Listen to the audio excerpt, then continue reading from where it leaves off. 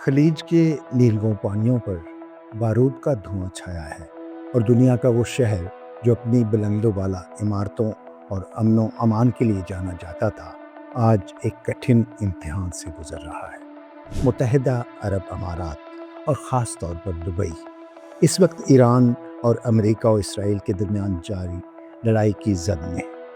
اس کے اثرات سرحدوں تک بلکہ سرحدوں سے آگے بڑھ کر عالمی معیشت کی شہرت کو متاثر کر رہے ہیں۔ جنگ شروع ہونے کے صرف 2 ہفتوں کے اندر دبئی کا گلوبل ہب والا امیج ایک بڑے چیلنج کا سامنا کر رہا ہے۔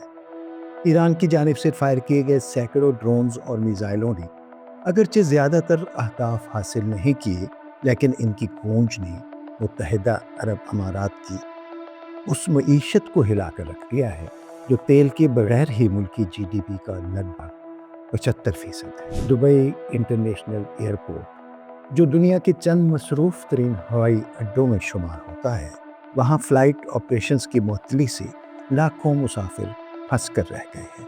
رمضان کے سیزن میں جہاں سیاحت سے اربوں ڈالرز کی آمدنی متوقع تھی، اب حالت یہ ہے کہ ہوٹل خالی پڑے ہیں اور بکنگز منسوخ ہو رہی ہیں۔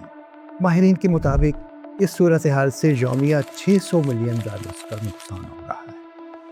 دبئی کی رونقیں یہاں بسنے والے 90% غیر ملکیوں سے ہیں۔ جنگی صورتحال کے باعث سرمایہ کاروں میں بے یقینی پھیلی ہے، جس سے پراپرٹی کی قیمتوں میں 20% تک گراوٹ دیکھی گئی ہے۔ بڑے عالمی بینک اپنے سٹاف کی حفاظت کے پیش نظر منتقلی پر غور کر رہے ہیں۔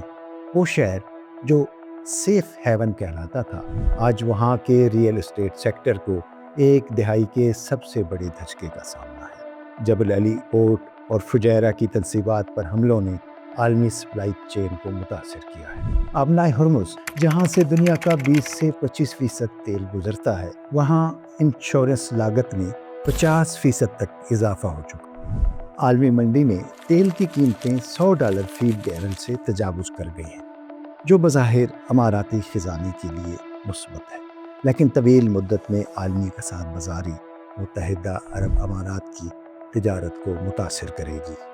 اس بحران کی سب سے بھاری قیمت وہ لاکھوں محنت کش ادا کر رہے ہیں جو پاکستان، بھارت، بنگلہ دیش اور نیپال سے اپنے روشن مستقبل کی آس لیے یہاں آئے تھے۔ تعمیراتی منصوبوں میں تعطل اور معاشی سست روی نے ان کی ملازمتوں کو خطرے میں ڈال دیا ہے، اور کئی جنوبی ایشیائی ورکرز اس غیر یقینی صورتحال کا براہ راست شکار ہوئے ہیں۔